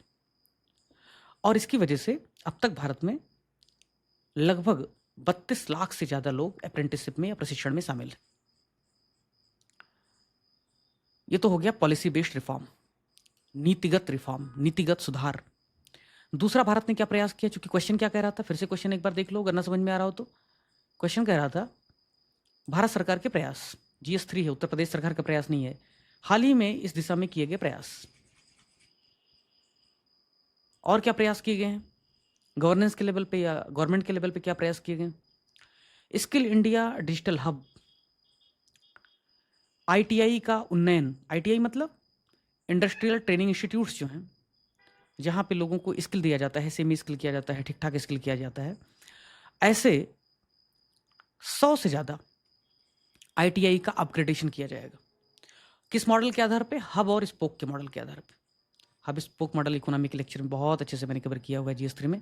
हब स्पोक मॉडल के आधार पे क्या किया जाएगा? 100 से ज़्यादा ITI का अपग्रेडेशन किया जाएगा और इसके लिए सरकार 60,000 करोड़ रुपए खर्च कर रही है। ठीक है, चूँकि इस मिनिस्ट्री में जयंत चौधरी काम कर रहे हैं तो इन्होंने सरकार को डिफेंड करते हुए, बजट को डिफेंड करते हुए टॉपिक का नाम दिया है skilling India for the world. अब चूँकि मिनिस्टर हैं, मिनिस्टर को कितना आता है आपको पता है, तो मिनिस्टर को लिखने के लिए पूरा सेक्रेटरीट लग गया होगा और अच्छे से इनको सपोर्ट किया होगा डेटा फैक्ट से। तो मैंने सोचा मिनिस्टर लिख रहे हैं तो उनकी बातें अथेंटिक भी होंगी, बहुत अच्छा भी होगा, तो इस आर्टिकल से मैंने डेटा पॉइंट लिए। तो अब भारत सरकार ने जो प्रयास किए हैं उस प्रयास में पॉलिसी बेस्ड रिफॉर्म बताया, गवर्नेंस के लेवल पे या सरकार के लेवल पे आपको बताया क्या क्या प्रयास किया जा रहा है, उनके कुछ डेटा और एग्जाम्पल भी आपको दे दिए जो बजट में उन्होंने बताया है। उत्तर प्रदेश सरकार ने भी 2025 के बजट में अप्रेंटिसशिप के लिए थोड़े से बजट कंट्रीब्यूशन किए हैं, वो भी आप कोट कर सकते हो अगर GS6 में इस तरीके से सवाल आ जाए तो। अब सवाल ये उठता है चैलेंजेस क्या है भारत में, चैलेंजेस क्या है जिसकी वजह से स्किल डेवलपमेंट हो नहीं पा रहा है। तो क्या चैलेंजेस है? मुझे लग रहा है चैलेंजेस जानने के लिए आपको देखना पड़ेगा stakeholder approach. Stakeholder approach कैसे होता है? मैं बार बार कहता हूँ, जब पॉइंट कहीं से भी जनरेट हो तो स्टेक होल्डर अप्रोच अपनाओ।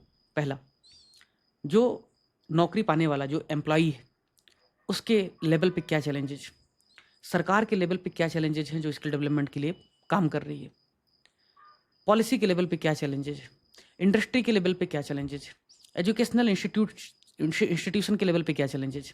तो सबसे पहले बात करते हैं पॉलिसी लेवल पे क्या चैलेंजेज। पहला, पिछले कुछ सालों में स्किल डेवलपमेंट के लिए जो प्रयास किए गए हैं वो प्रयास ऊँट के मुंह में जी रहा है। क्यों?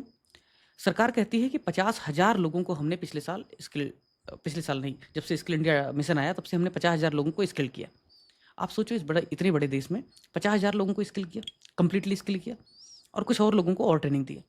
पूरे भारत में ITI की जो संख्या है वो कम से कम अगर देखा जाए पॉपुलेशन के हिसाब से तो काफ़ी कम है, और उसमें जो जिस तरीके के स्किल सिखाया जाता है वो स्किल कैसे सिखाया जाता है? कारपेंटर का स्किल, सिंपल मैकेनिक वाला स्किल, रेडियो बनाने का स्किल। आज दुनिया रोबोटिक्स में पहुंच गई है, आज दुनिया आर्टिफिशियल इंटेलिजेंस को लेकर के कुछ थोड़ी बहुत हेल्प कर सकती है, वहाँ पे पहुंच गई है, कोडिंग के लिए पहुंच गई है, ताकि आप कोडिंग सीख करके एप्लीकेशन डेवलप कर सको, आप कुछ और काम कर सको। आज दुनिया बाकी टेक्नोलॉजी बेस्ड जो इनिशिएटिव है वहाँ पे पहुंच गई है, लेकिन आप अब भी क्या सिखा रहे हैं? रेडियो बनाना, बाजा बनाना, घड़ी बनाना। उसको पढ़ करके क्या करेगा वो? तो बेटर है इन ITIs को पहले तो साइड में करो और उन पे जो कोर्सेस हैं इनका ओवरहॉल करो। और न्यू एजुकेशन पॉलिसी जो 2020 की आई थी वो कह रही थी कि जो समय है कंटेम्प्रेरी जो डिमांड है उसको ध्यान में रखते हुए आप लोगों का स्किल डेवलपमेंट कीजिए, उस तरीके से एजुकेशन को लेकर के आइए। और सबसे अच्छी बात क्या, भारत में पहला राज्य, पूरे भारत में पहला राज्य है महाराष्ट्र। उसने क्या किया, स्किल एजुकेशन के लिए एक पॉलिसी लेके आ रही है। उसके लिए उसने कमेटी गठित की है, आपको मैं दिखाता हूँ।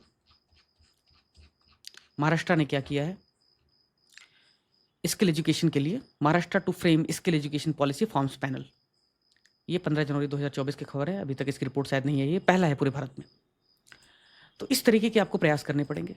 तो पहला लेवल हो गया पॉलिसी बेस्ड जो चैलेंजेस हैं वो बताया आपको। दूसरा एजुकेशन के लेवल पे आपने बीएससी, एमएससी, बीटेक, एमटेक जो भी किया होगा, सच बताऊं आपने बीटेक किया होगा, जिस भी स्ट्रीम में किया फ़र्क नहीं पड़ता, आपको प्रैक्टिकली अगर काम करने के लिए दे दिया जाए आप नहीं कर पाओगे। तो 20% 30% प्रैक्टिकल कंपोनेंट का होना चाहिए। और वैसा प्रैक्टिकल नहीं कि आपने बर्नियर कैलिपर चलाना सीख लिया या आपने कोई छोटा मोटा प्रैक्टिकल करना सीख लिया तो आप प्रैक्टिकल सीख गए, ऐसा नहीं। एक्चुअली में जो मार्केट में डिमांड है, इंडस्ट्री की जो डिमांड है, उससे रिलेटेड 30% काम होना चाहिए और 60-70% थ्योरी का ज्ञान होना चाहिए। इस तरीके का जो हाइब्रिड मोड का जो एजुकेशन है, मल्टी डिसिप्लिनरी जो एजुकेशन है, उसको ध्यान में रखना चाहिए। इसके लिए क्या करना है, इंडस्ट्री और एकेडमिया का लिंकेज करना है। कि अगर मान लो कि कोई कंपनी है वेदांता और वहाँ पे किसी एक पर्टिकुलर टाइप की इंजीनियर की ज़रूरत है, तो जो आपका कोर्स है, करिकुलम है, उसमें जो प्रैक्टिकल है, उसमें वैसे प्रैक्टिकल को कराना है जो उनकी इंडस्ट्री की डिमांड है। तो कल को जब आपके बीटेक वाले एम्प्लॉय निकलेंगे तो वेदांता में सीधे सीधे उनका प्लेसमेंट हो जाएगा। प्लेसमेंट का हवा नहीं खड़ा होगा कि देखो मेरा बेटा वेदांता में सेलेक्ट हो गया, ऐसे नहीं। ठीक है, ये करना है। 2, तीसरा पॉलिसी बेस्ड हो गया, एजुकेशनल इंस्टीट्यूशन में क्या रिफॉर्म करना है ये हो गया। अब बात करते हैं इंडस्ट्री की। इंडस्ट्री वाले क्या कर सकते हैं, इंडस्ट्री में बड़े बदमाश, मुनाफा खूब कमाते हैं, लेकिन ये नहीं कि वो पैसा एक हिस्सा एकेडमिक इंस्टीट्यूशन को दे दे।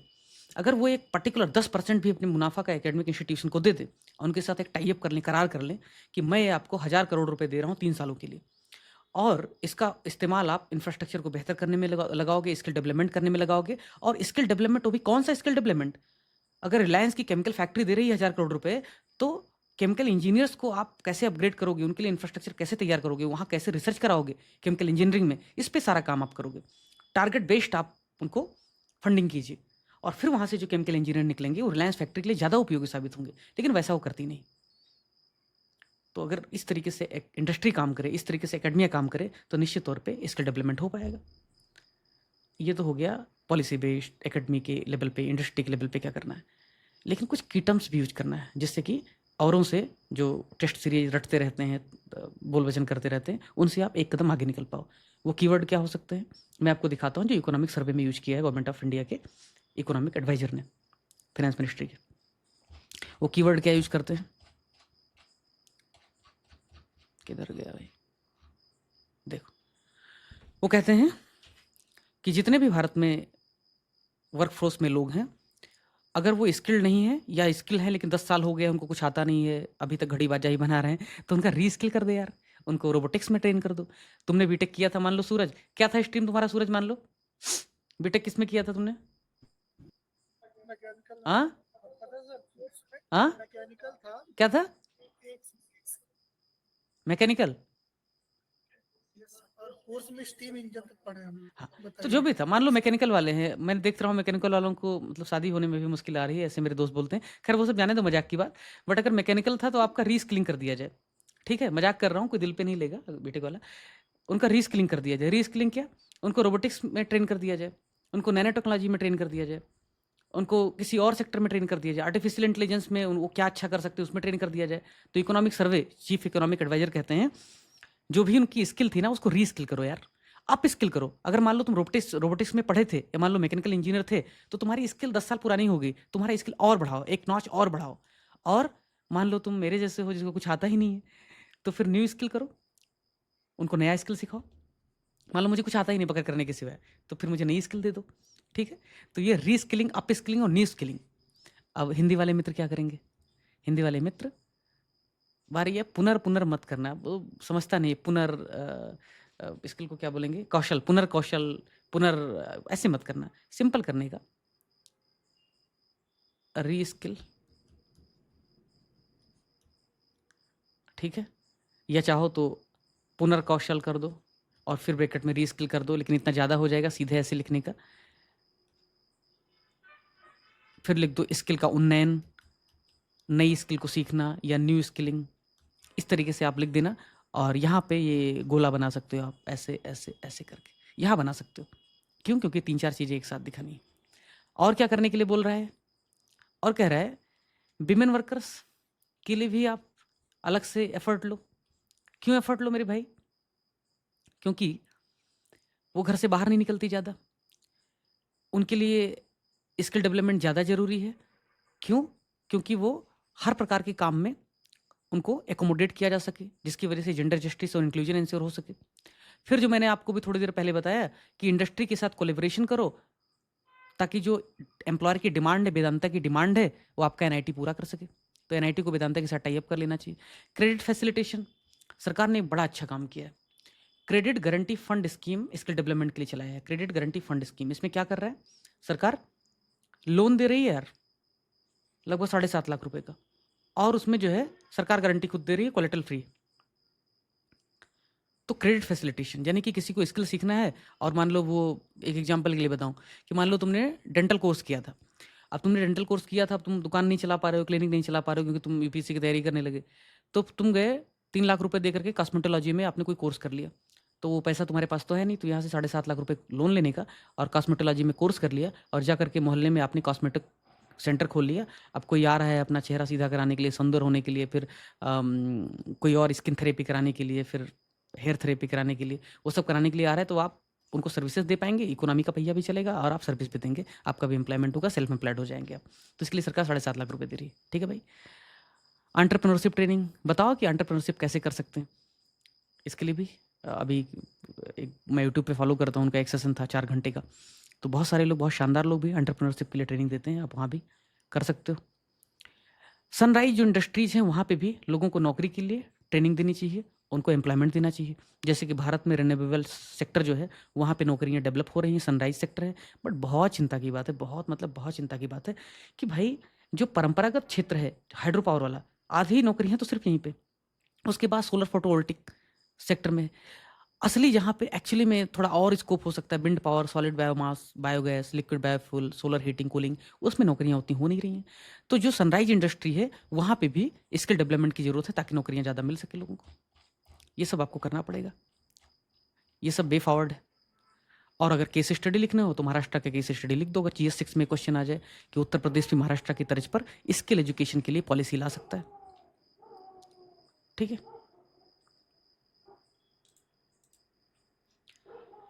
कंक्लूजन क्या लिखोगे? यही सब लिखा, वही कंक्लूजन लिख दो कि भारत में, चलो कंक्लूजन में क्या लिखोगे दिखा देता हूँ। इसके लिए भी डेटा देता हूँ तुमको, अच्छा डेटा है, तुमको पहले से ही पता है, मुझे पता है, बट फिर भी बता देता हूँ। कंक्लूजन में लिखोगे मेरे मित्र, या इंट्रो में भी इसको शामिल कर सकते हो। क्या लिखोगे? सर्वे का डेटा है कि भारत में जो एवरेज एज वो पूरी दुनिया में काफ़ी कम है, 40 से भी कम है। और वर्क फोर्स में जो टोटल पॉपुलेशन है वो 2036 तक लगभग इतना मिलियन होने की संभावना है। यदि समय रहते हमने अपनी इतनी विशाल जनसंख्या या इतनी विशाल वर्कफोर्स का अप स्किलिंग, री स्किलिंग, न्यू स्किलिंग कर लिया, तो हमारी GDP का ग्रोथ रेट, ओवरऑल विकास या कुल जो चहुमुखी विकास है, वो 2047 के विकसित भारत के लक्ष्यों को पूरा करने में मदद करेगा।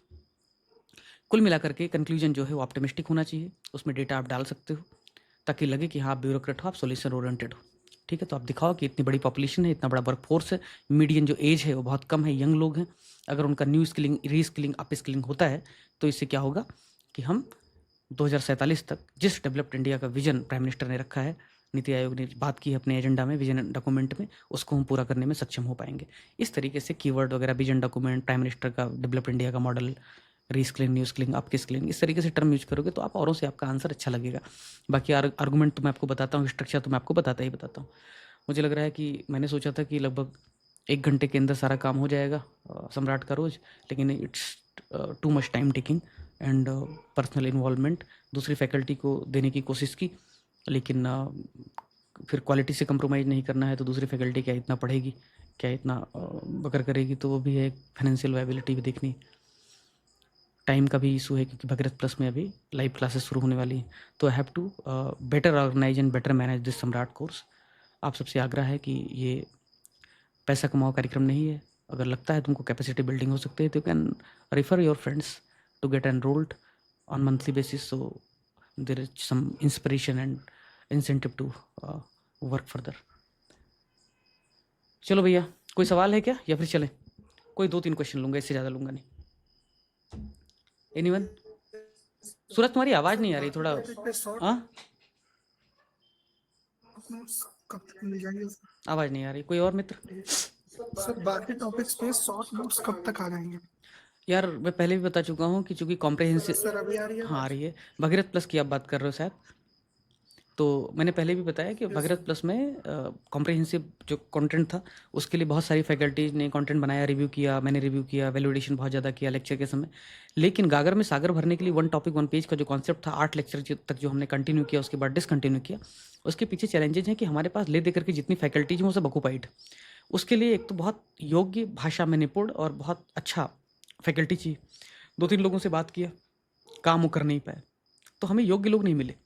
ठीक है, अब या तो फिर हम 2-3 लोगों को उसी काम में लगा दें जो हमारे साथ हैं, तो मुश्किल होगा। तो एक बार कोर्स खत्म हो जाए उसके बाद में मैं भी बैठूंगा और भी लोगों को बैठाऊंगा, उसको कर लेंगे। लेकिन बीपीएससी के पहले उस पर हो पाए काम, मतलब मैं फॉल्स प्रॉमिस करने की कोशिश नहीं करूँगा। मैं तुमको बीपीएससी सर तो कोई ट्रिक बता दीजिए, मतलब क्या करें कि उसमें से कुछ पॉइंट्स निकाल के, क्योंकि सर ये एग्जाम देने उससे पहले जब तक उसको 10-20 बार कितना पढ़ेंगे ही तो याद डॉक्यूमेंट है मेरे भाई, जीएस3 का कितना डॉक्यूमेंट है, जितने टॉपिक जितने चैप्टर उतना डॉक्यूमेंट 2 दिन में कवर हो जाएगा, उसमें क्या है, पढ़ लो। और जो बोर्ड किया, ठीक है अगर सर। आप और देखोगे, जो अगर आप देखोगे डॉक्यूमेंट, तो 8 लेक्चर के बाद जब हमने रिवाइज किया था अपना ऑब्जेक्टिव मैंडेट कंटेंट क्रिएशन का कि इस तरीके से कंटेंट क्रिएट करेंगे, उसमें देखोगे अंडरलाइन भी है, इंपॉर्टेंट चीज़ें हाईलाइटेड भी हैं, इटैलिक में भी हैं, बोल्ड भी हैं, वो बॉक्स में भी हैं, केस स्टडी वगैरह, डेटा, कीवर्ड, एग्जाम्पल सबसे लास्ट में उसको भी हमने समराइज करके दे दिया है कि भाई कंटेंट में सबसे नीचे कीवर्ड्स को भी दे दिया है, रिकमेंडेशन भी दे दिया है, वैल्यूडेशन भी सबसे लास्ट में डाल दिया है।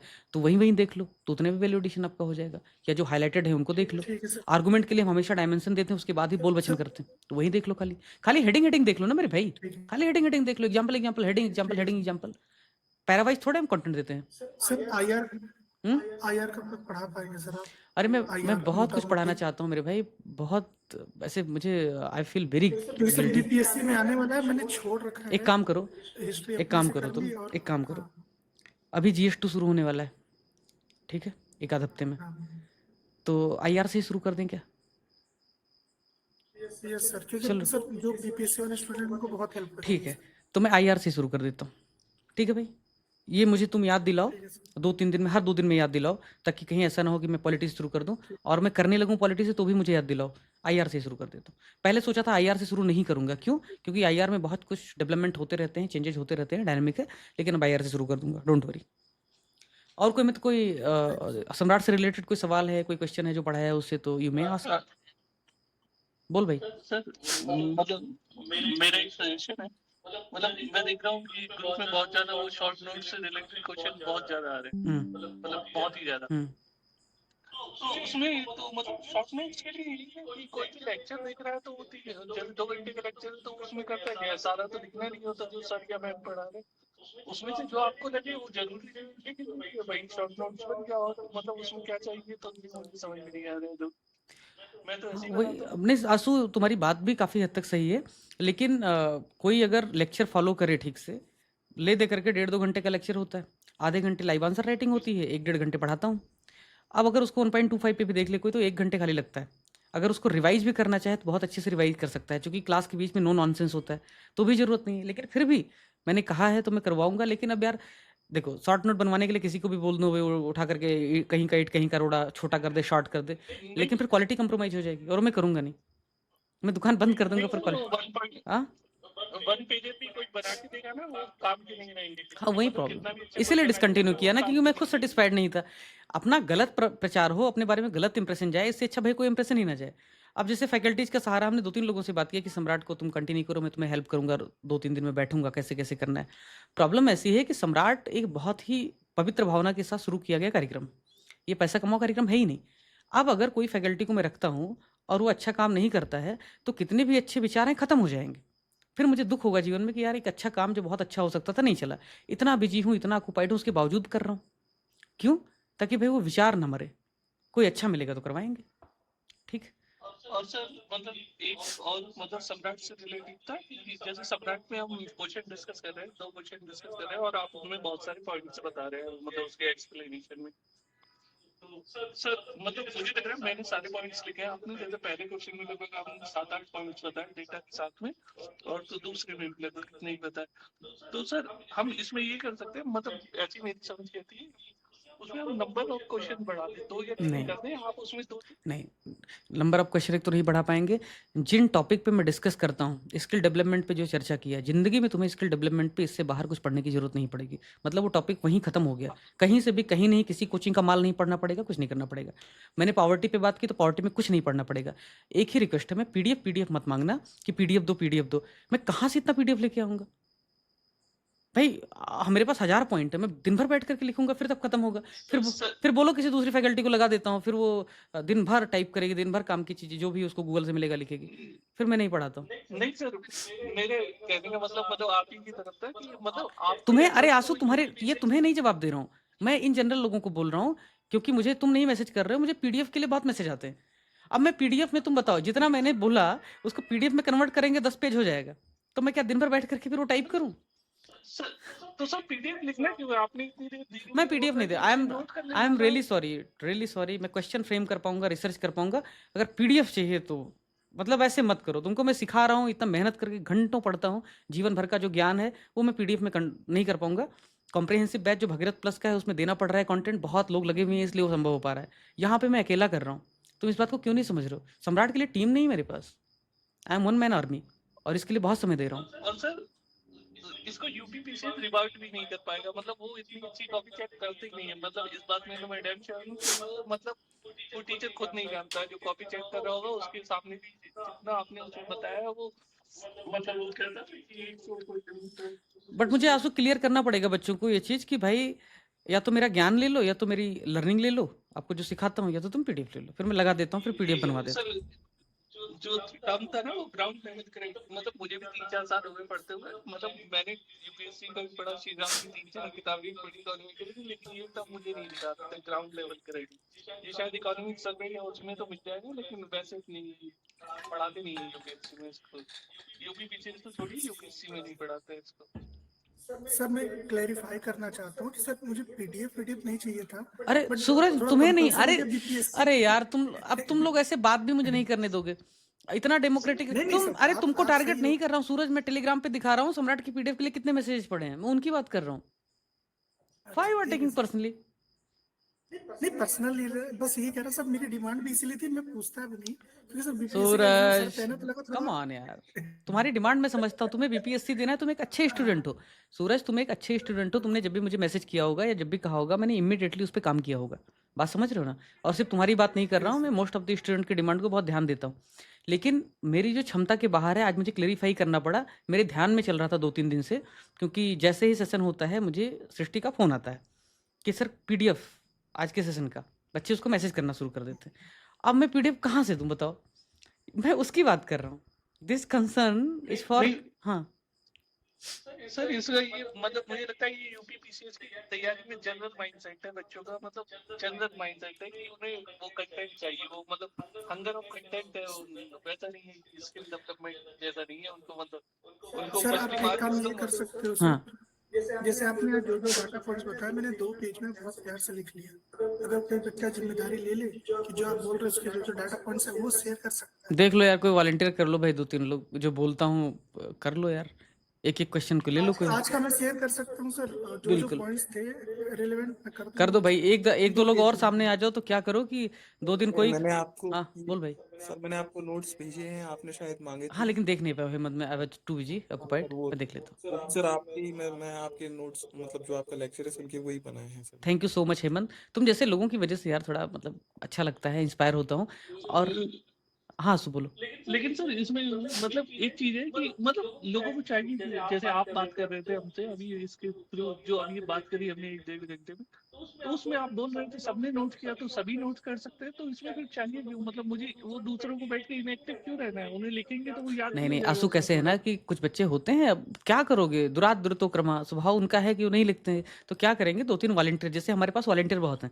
और मैं स्टूडेंट्स के प्रति बहुत कृतज्ञता व्यक्त करता हूँ कि वो मेरी गरीबी देख करके या मेरी मजबूरी देख करके जब भी उनको कुछ कहता हूँ वॉलंटियरिंग कर देते हैं। जैसे आंसू, तुम, सूरज, हेमंत तैयार हो गए, तो मैं सोच रहा हूँ 3-4 लोगों का एक ग्रुप ही बना देता हूँ सम्राट के लिए कि भाई 2 दिन तुम बहुत ध्यान से जो भी डेटा फैक्ट में बोलूँगा, जो भी डायमेंशन बोलूँगा उसको नोट करके शेयर करोगे। 2 दिन तुम, 2 दिन तुम, 2 दिन तुम, ऐसे हफ्ते में 2 दिन करना पड़ेगा एक स्टूडेंट को, और 6 दिन का ड्यूटी लगा दूंगा। तो करवा देता हूँ भैया। बाकी सूरज, मैंने आपका क्वेरी भैया और वो नोट कर लिया है। आईआर में पहले पढ़ाने की कोशिश करूंगा ताकि आपको और बाकी लोगों को भी बीपीएससी में फ़ायदा हो। और इकोनॉमी और बजट की सीरीज में मैं पहले लेके आऊँगा ताकि उसमें भी फ़ायदा हो। एसए के लिए बीपीएससी में और ज़्यादा तेज से क्लासेस करेंगे। ठीक है, नहीं कर पा रहा था, बिजी था, माफ़ी चाहता हूँ उन लोगों से।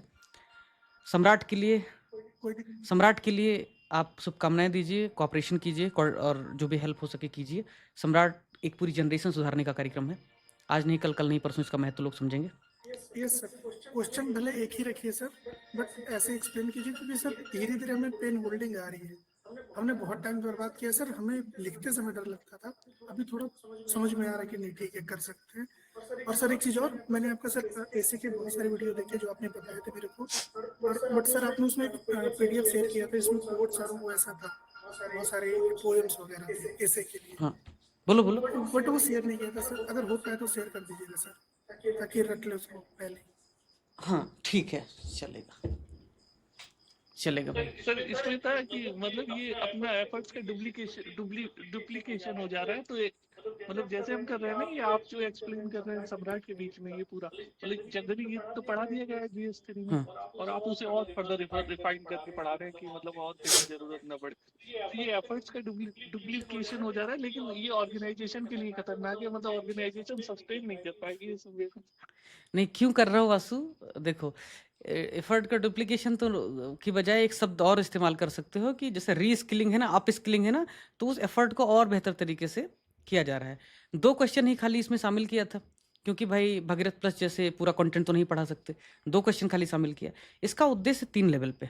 पहला, इंस्टीट्यूट के लिए लेवल ऐसा है कि ये इंस्टीट्यूट सिर्फ पैसा कमाने का तो इंस्टीट्यूट है नहीं। इसका उद्देश्य है कि भाई यूपी पीसीएस में जो भी बकर चल रही थी, कुछ भी पीडीएफ माल बेचा जा रहा था, कुछ भी चल रहा था, कम से कम बच्चों को लगे तो कि भाई पढ़ाई ऐसे करनी है। एक उनकी कैपेसिटी बिल्डिंग हो सके, तो इस साल नहीं मेंस दे रहे हैं, अगले साल मेंस दे रहे हैं, अगले साल नहीं उसके अगले साल दे रहे हैं, उनको पता होगा कि किस तरीके से लिखना है, उनको नॉलेज होगा उस टॉपिक पे। स्किल डेवलपमेंट पे कुछ भी आ जाए, उनके पास 50 पॉइंट्स हो, धड़ाधड़ लिखना शुरू कर दे, किसी चीज़ की जरूरत ना पड़े। एक तो इंस्टीट्यूट का जो उद्देश्य है कि भाई उनकी स्किल डेवलपमेंट, उनकी कैपेसिटी बिल्डिंग हो, जनरेशन रिफॉर्म हो। छात्रों के लिए बहुत सारे छात्र हैं जो नहीं दे सकते हैं पैसे, या देना नहीं चाहते, उनका ट्रस्ट ही नहीं है। उनको लगता है अरे 250 रुपये है तो रिस्क ले सकते हैं, वो भी 250 रुपये अगर 100% अटेंडेंस रहेगा तो वापस मिल जाएगा। ज़्यादा पैसा होगा, अरे कौन देगा, पता नहीं कौन सा लुटेरा है। मुझे तो एक दिन पता नहीं किसने लिखा था, भाई ये फ्रॉड है आदमी, यूट्यूब पे कमेंट में, और मैं पेट पकड़ के हंस रहा था बस। ठीक है ना, कि अब क्या करूँ मैं। तो तो समझ में नहीं आता है कि अब कुछ लोगों को लगता होगा कि भाई कुछ भी बकता है, तो वो ट्रस्ट नहीं आता है। ट्रस्ट कब आता है, जब वो पढ़ के देखते हैं, नहीं तो दूर से देखेंगे अरे सम्राट क्या है। हाँ आंसू, सर अपनी टीम ही इतनी शानदार, मतलब मैंने बहुत दिन से देखता हूँ कि यूट्यूब पे तो या कोई भी जो पीसीएस के एरिया में जो भी पढ़ा रहे हैं, उनके पास किसी के पास टीम नहीं है, एक भी टीचर कोई नाम लेके बता दे, मतलब सही इतने सारे लोग हैं कि एक आदमी के भी पास ऐसी टीम नहीं है, या एक इंस्टीट्यूट के पास भी इतनी अच्छी टीम नहीं है। तो एक तो ये है कि बच्चों को ट्रस्ट आता है। फ्री नहीं किया, मैं फ्री ही करना चाहता था, लेकिन कंडीशनल फ्री किया। अगर फ्री कर देता कंप्लीटली ना, तो लोग ग्रांटेड लेते। लोगों का माइंडसेट, ह्यूमन साइकी बड़ा गंदा होता है मेरे भाई, इसलिए फ्री नहीं किया। बट हमने कहा कंडीशनल फ्री, तुम आओ रोज तो तुम्हारा फ्री।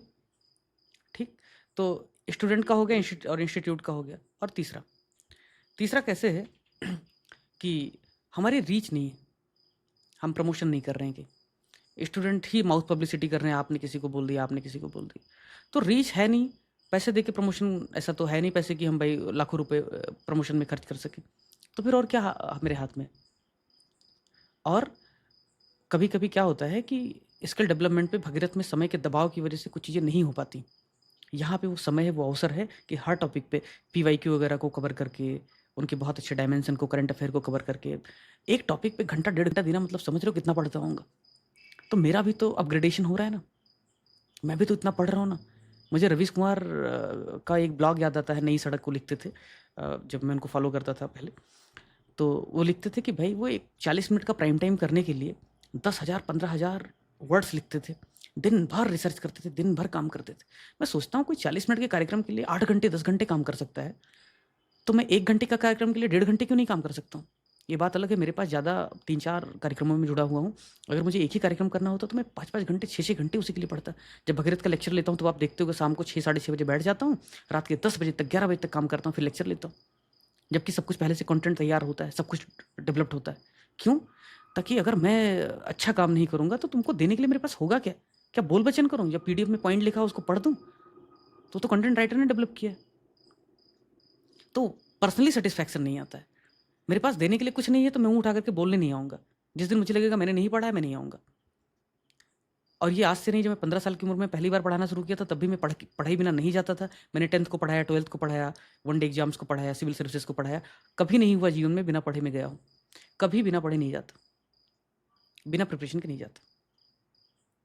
क्यों? क्योंकि मेरे भाई तुम्हारा नुकसान हो जाएगा, तुम्हारा 1 घंटा खराब हो जाएगा, मेरी वजह से 100 लोगों का दिमाग खराब होगा जब भी वो देखेंगे, तो वो नहीं करना है। तो ये जो प्रयास चल रहा है, ये उम्मीद करता हूँ आज नहीं 6 महीने बाद, साल भर बाद लोग इसका महत्व समझेंगे और उनको लगे था कोई तो भी काम कर रहा था। तो ठीक है, फिर अगले सेशन में मिलते हैं। शुभ रात्रि, बहुत बहुत धन्यवाद आपका।